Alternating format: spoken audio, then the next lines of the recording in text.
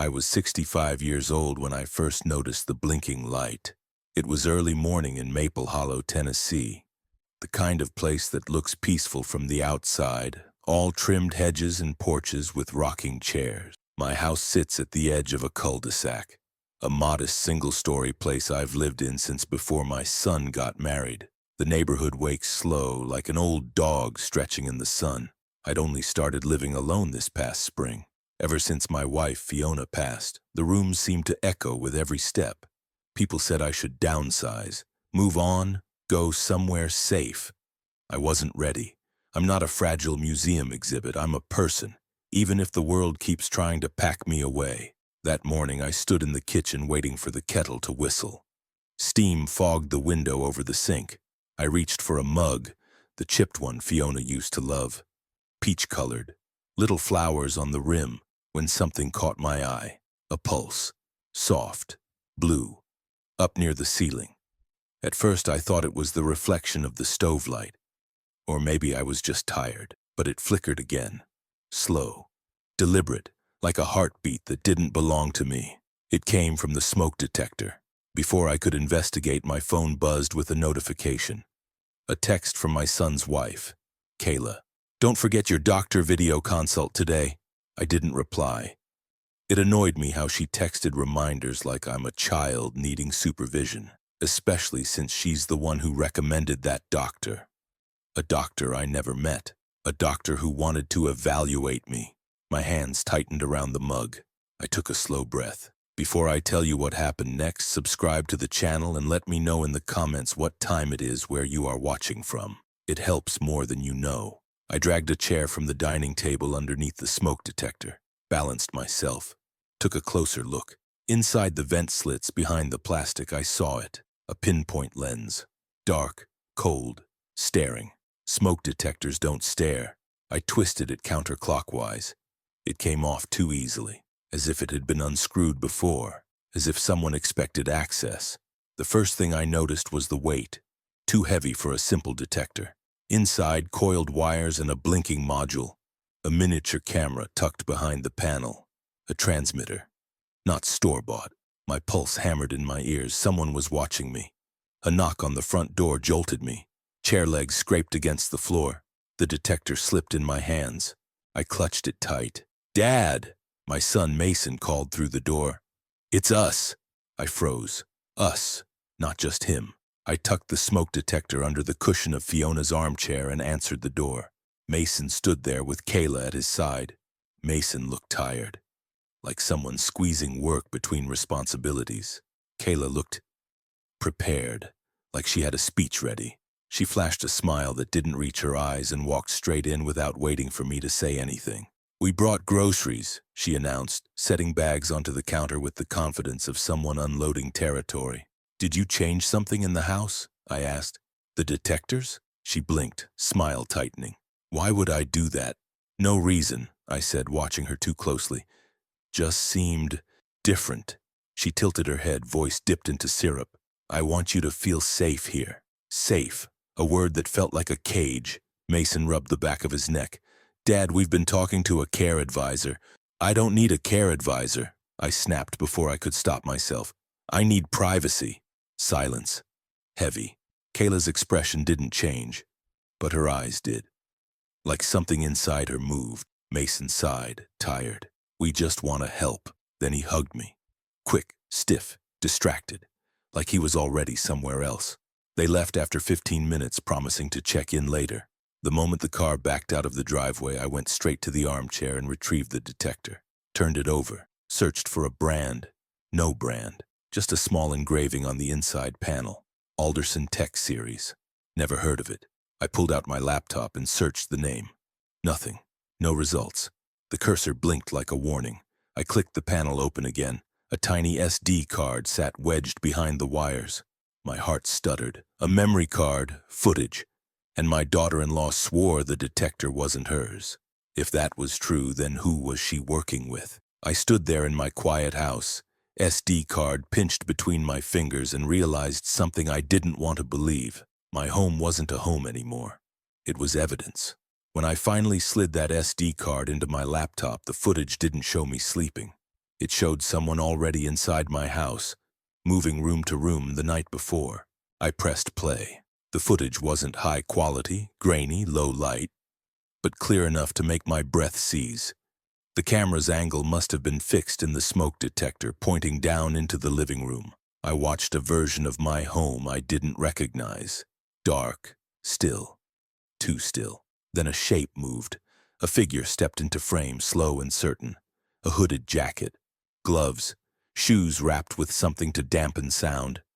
They moved like they had rehearsed this, like they knew every corner, every creak in the floorboards. They paused by Fiona's armchair, my chair. A hand reached out, touched the cushion like they were trying to remember her, or me. I felt sick. They moved toward the hallway that led to my bedroom. The image flickered. I heard a click, faint but unmistakable. A door latch. Then the person slipped inside my room. That was enough. I couldn't watch the rest. I yanked the headphones off, heart thudding so hard it felt like my chest would crack. Someone had stood in the room where I slept. I shut the laptop and pressed my palms to my face. It took me a long moment to steady my breathing, to remember how to think like myself again. Not like a victim, not like a cornered animal, but like a man who spent his life auditing systems built to hide the truth. I needed help, but not from my son. I pulled out my phone and scrolled through contacts I hadn't touched since Fiona's funeral. I found a number I never deleted. A friend from years back, a former neighbor and retired locksmith, Reuben Hollis. The kind of man who could break into a bank vault if you gave him a paperclip in 10 minutes. I hit call. He answered on the fourth ring. "Who's this?" His voice sounded older than I remembered. "It's me," I said. "Ed." A pause. "Ed Marsh? I'll be damned. Been years. Everything all right?" "No," I said. "But I need to ask a favor before I tell you why." Reuben exhaled. "Course you do. Where are you?" "I'm home," he grunted. "You got coffee?" "Yes, I'm on my way." He hung up before I could say anything else. I sat at the kitchen table waiting. Minutes passed. The kettle whistled. My hands shook too much to pour. I could see the smoke detector in two pieces on the table. The camera sat exposed, like a wound. Before I could gather myself, there was a knock. Sharp. 3 taps. I froze. Then a voice. "Dad?" "It's me, Mason." Not Reuben. I peeked through the blinds. Mason stood alone on the porch, hands shoved in his jacket pockets, shoulders hunched like he was bracing for a storm. I opened the door only halfway. He frowned. "Why are you answering like that?" "Because I have questions," I said, "and I'm not in the mood for scripts." "What? Did Kayla install anything in my house without my permission?" His confusion looked real. Too real. "Why would she—" "What are you talking about?" I stepped aside, pointed to the table. The pieces of the detector lay there like evidence in a courtroom. Mason stared, his face drained of color. "Dad, what is that?" "That's what I want to know." He stepped in slowly, eyes locked on the device. He lifted the casing, turned it in his hands, careful like it might bite him. "Kayla wouldn't—" His voice wavered. "She's been trying to help." "Help me how?" I asked. "By filming me sleeping? By recording my house?" He set the casing down. "You think she's spying on you? You tell me." Silence. Then Mason leaned on the counter, face in his hands. "She isn't the one you should be scared of." Those words hit harder than anything in the footage. Before I could reply, another knock rattled the door. He jumped. I turned. Mason backed away from the entryway, shaking his head. "That's not Kayla," he whispered. I approached slowly and checked the peephole. "Reuben. Thank God." I opened the door, relief flooding me. But Reuben wasn't smiling. His eyes darted past me to Mason, then to the broken detector on the table. "You weren't supposed to find that yet," Reuben muttered. My stomach dropped. "What do you mean, yet?" Reuben looked like a man chewing on a confession he didn't want to speak. "It's not what you think," he said quietly. "And it's not just Kayla." Mason stood behind me, voice trembling. "Dad, please listen to him." I stared between them. Reuben took a breath. "There's someone else in this. Someone who's been in your house before." I felt that chill again. The one from the footage, the one that settled in my bones. "Who?" I asked. Reuben met my eyes, but he didn't say a name. He said a place. "Alder Ridge Care Group," he murmured. They've been paying people to monitor you. My chest tightened. Alder Ridge. The facility Kayla kept mentioning. The place she said would be good for me. The place she said had a waiting list. I thought she wanted to control me. I didn't realize she was being controlled too. Because if Alder Ridge paid to watch me, then someone inside that facility knew I found the camera, and they wouldn't wait for me to come quietly. Reuben stood in my kitchen like a ghost from a past life, hands shoved into his jacket pockets. Mason hovered behind him, torn between me and the truth he clearly didn't want to face. I pulled a chair out from the table and sat, the broken smoke detector between us like a shattered confession. "You're telling me," I said slowly, "that a care facility, a place meant to help people, paid to install surveillance in my home?" Reuben nodded once, heavy, like each movement carried a consequence. "Alder Ridge isn't a retirement community," he said. "It's a funnel. They assess, they monitor, they decide who's high risk. Then they make sure that person ends up on their property." I swallowed hard. "High risk for what?" "For their bottom line," he said. "They isolate people, make a legal case that you can't live alone. Once you're under guardianship, they take control. Bills, bank accounts, estate. Whatever's left becomes theirs." Mason sat across from me, elbows on knees, head bowed. "I didn't know," he whispered. "Kayla said Alder Ridge had programs for grief support. They helped her mom years ago." Reuben scoffed. "Helped her mom? Her mom's still there, and she hasn't had access to her own bank account in 5 years." My breath caught. Mason looked like someone had punched air out of him. "I thought Kayla wanted to help Dad," he said, voice cracking. "I didn't know they were using her." Reuben leaned closer, his gaze sharp. "Kayla might not be innocent, but she isn't in charge. Someone else is pulling strings." I forced myself to look at the camera again. The cold lens, the blinking transmitter. Proof that my house hadn't been mine for a long time. "I watched the footage," I said. "Someone was inside last night." Reuben's expression changed, like he'd been expecting those words and dreading them. "That's what I was afraid of." Mason ran a hand through his hair. "We should call the sheriff." "No," Reuben said quickly. "If Alder Ridge has influence, and they do, you'll look paranoid. They'll say you imagined the footage, or worse, that Kayla put it there to protect you from yourself." I felt like the walls were closing in. I had spent decades auditing corruption. I had seen budgets bent around greed, but this felt personal, targeted, like someone wrote my name on a form long before I ever saw the smoke detector. "Why me?" I whispered. Reuben hesitated. "You're liquid," he said. "Your estate, your insurance, the house. Your life has a value. And Alder Ridge knows it." I stared at my hands. The hands that had held Fiona the night before she died. The hands that signed documents with faith they meant something. The hands that opened my door to people I trusted. "How many others?" I asked. Reuben looked away. "Too many." The kettle screamed again, shrill and piercing, like the house was trying to warn me. I turned it off. "So what now?" Mason asked, defeated. "What do we do?" Reuben pointed to the camera parts. "We check every device in this house. Then we use that SD card to track where the signal was sent. Transmitters leave a trail, even encrypted ones." "Can you do that?" I asked. "I can try, but if they realize we know..." He left the sentence unfinished. Mason stood. "Dad, I'm sorry. I should have listened. I should have..." "Stop," I said. "Right now I need you focused, not apologizing." He nodded, eyes red. Reuben moved to the living room and started sweeping with a handheld frequency scanner. An old device he claimed he built years ago. A soft click sounded every few steps. Second device, above the hallway coat rack. Third, inside the vent by the bedroom. Fourth, disguised as a plug-in air freshener in the guest room. By the time Reuben finished, there were 5 devices lined on my dining table like trophies of betrayal. "How long?" I asked. Reuben shook his head. "Could be months. Could be a year. A year of being watched. A year of being evaluated like livestock. A year of my life stolen without me ever leaving the house." Mason's phone buzzed. He looked at the screen. His face drained of color. "It's Kayla," he whispered. "She's asking if she should bring your medication. She said she's on her way." Medication. They were going to use it. An excuse. A tool. a label. You need to go, Reuben said.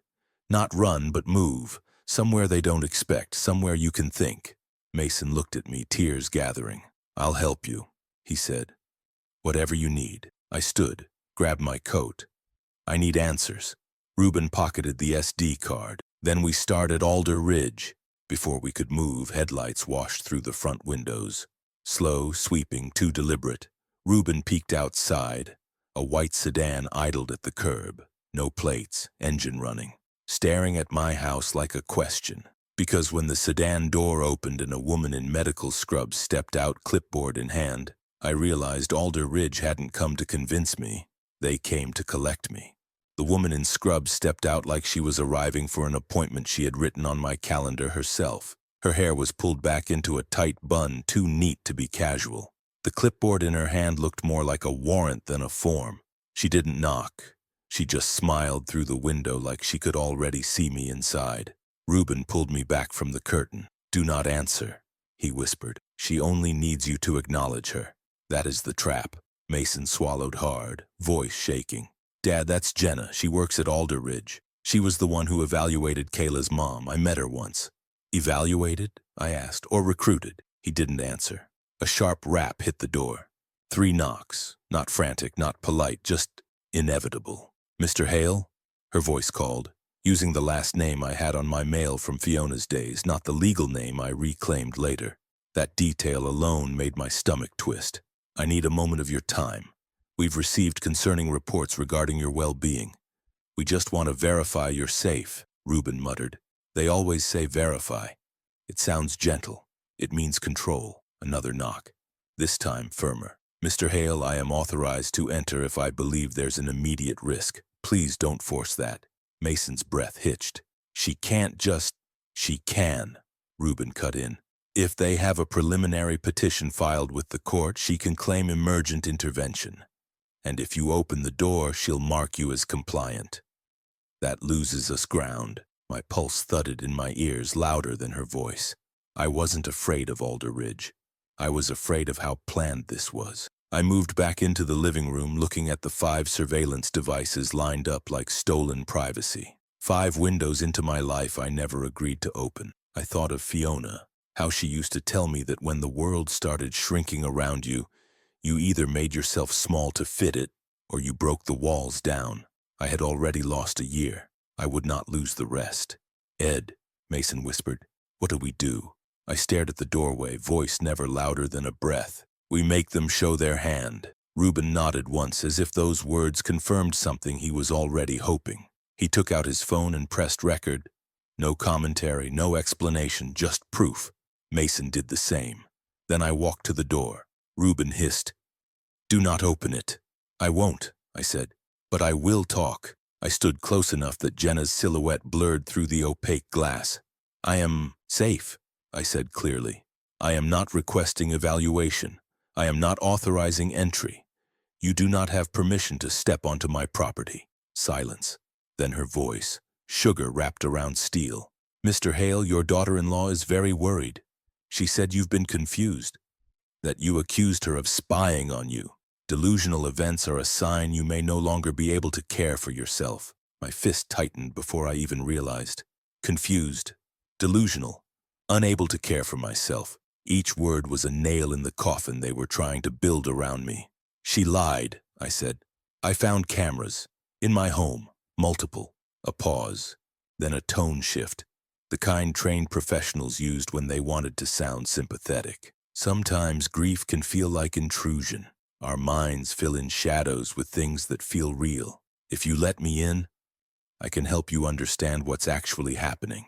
Reuben muttered, and there it is. I leaned closer to the door. What's actually happening, I said, is organized exploitation. You evaluate people, you monitor them, you fabricate need, and then guardianship takes the rest. That's what's happening. The porch went still. Jenna's voice dropped to a whisper, but her words slid through the door like needles. You do not know what you are part of. Mason flinched. Dad, Reuben motioned for silence. Go back to Kayla, I said. Tell her I know. Tell Alder Ridge I'm not going anywhere near their facility. And if they want to fight, they can file it officially, but if they step on my property again, From the driveway, a car door slammed. We all froze. I pulled the curtain back just enough to see. A second vehicle had arrived. A black SUV. No plates, tinted windows, engine still running. Two figures stepped out. Not police, not medical. Corporate. Suits tailored like sharpened intentions. Jenna stepped off the porch, walking toward them. Reuben grabbed my arm. "Ed, whatever you do next, do not let them split us up." Mason looked between us, terrified. "We need to leave. Right now." I should have felt fear. I should have felt trapped. But instead I felt something else. Recognition. I had seen this tactic before, not in my home, in boardrooms, in audits, in cases where corporations swallowed towns whole. This wasn't care, this was acquisition. I picked up the SD card from the table and pocketed it. Then I turned to Mason and Reuben. "We're not running," I said. "We're going to dismantle them." "How?" Mason whispered. "With the truth." Outside, the SUV doors shut. Footsteps approached. Jenna's voice faint through the walls. "Mr. Hale, please step outside. We only want to talk." Because when I finally opened the blinds just enough to see who was leading them, I recognized his face. Not from life, but from the footage on the SD card. They hadn't just watched me, they had watched all of us. I closed the curtain again, leaving only a sliver of daylight cutting across the floor. That narrow line felt like a border. Everything safe on one side, everything hunting me on the other. Mason's voice shook. "Dad, what's the plan?" "Because they're not leaving." I looked at him. My son. The boy I raised. The man who almost believed his wife over his father. The man who was now scared enough to see the truth. "We build a case," I said. "And we start with the camera." Reuben motioned toward the dining table. "We need to check the rest of the house. If one device was in the smoke detector, there could be more." I nodded. We moved like ghosts, silent and fast. Kitchen first. The wall clock. Nothing. Bathroom. The vanity light. Clear. Hallway. The vent near the ceiling. Clean. But when we reached my bedroom, Reuben stopped short. I followed his gaze upward. The motion sensor by the closet door had a faint, blinking light. Red. Slow. Intentional. Mason staggered back. "Oh my God!" Reuben climbed onto a chair and inspected it. He didn't even need tools. The casing slid off like it was meant to be opened. Inside, wires twisted around a micro-transmitter, the kind you only saw in legal depositions and corporate espionage cases. "Not consumer tech," Reuben muttered. "This is issued, not purchased." I stared at it, bile crawling up my throat. "Fiona didn't buy this," I said. "That's not her budget, that's not her style." "Then someone handed it to her," Reuben replied. "Someone with authority." A knock thundered from the front door.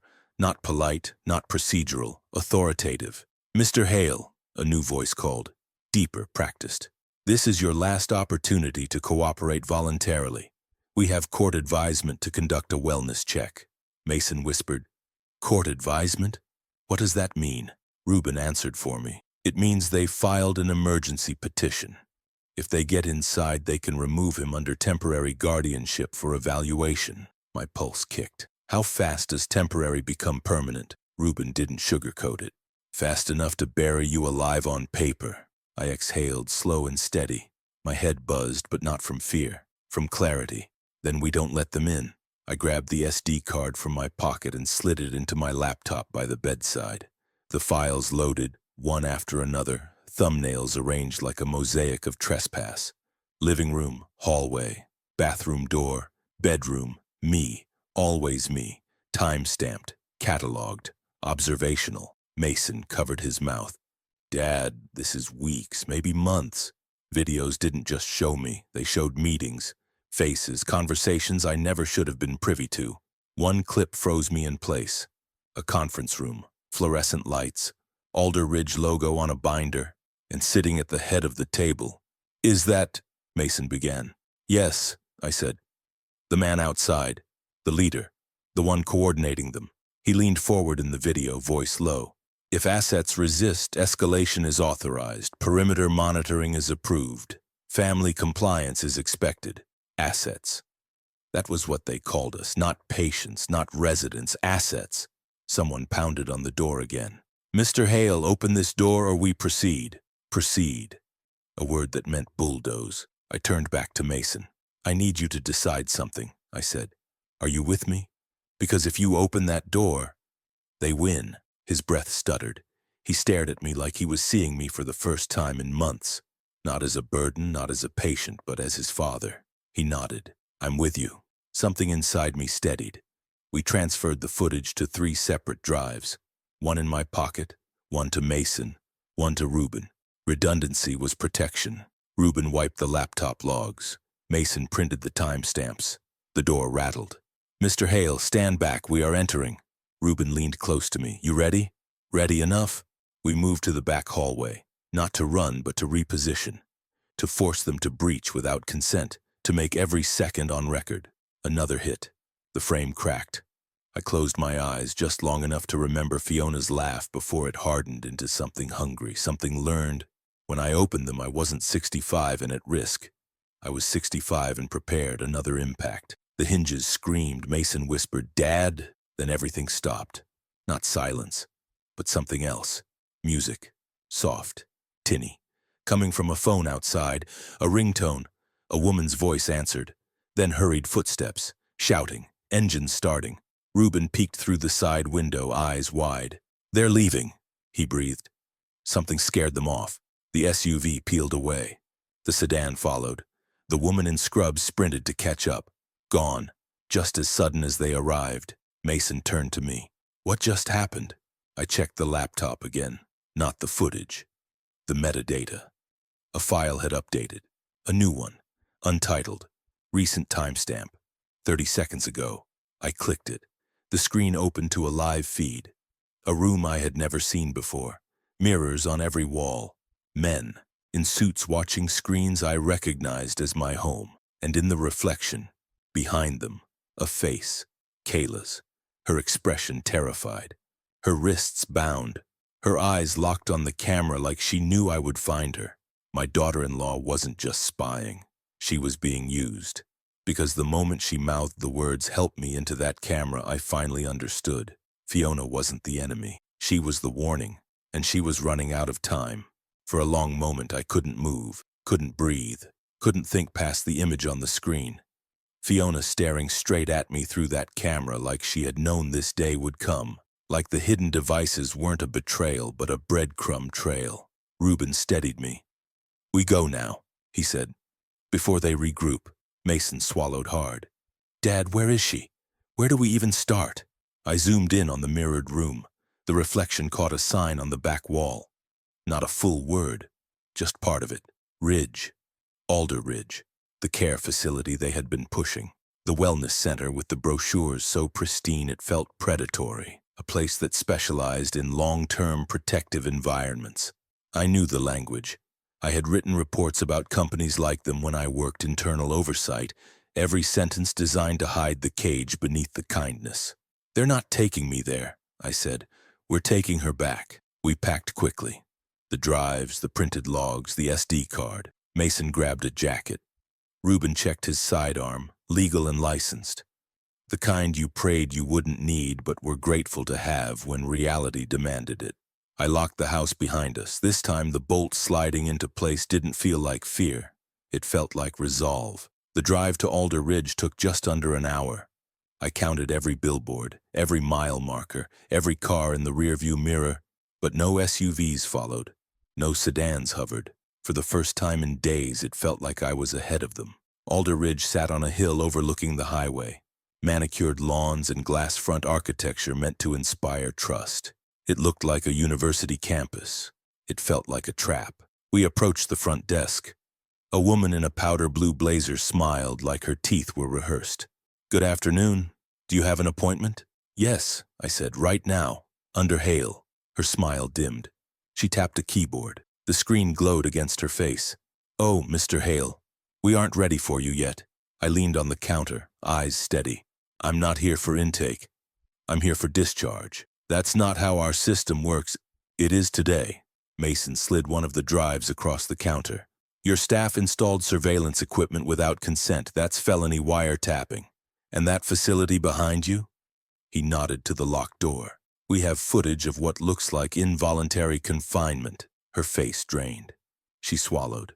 I should get the director. Please do, Reuben said, hand hovering near his jacket. We didn't wait for permission. We pushed through the door behind her. She shouted, but no one moved to stop us. Not yet. Fear traveled fast in places built on illusions. Hallways stretched out like veins. Cameras watched from every corner. Signs pointed to evaluation suites, wellness wings, diagnostic bays. And there, near the end of the corridor, the mirrored room. I saw it through the window.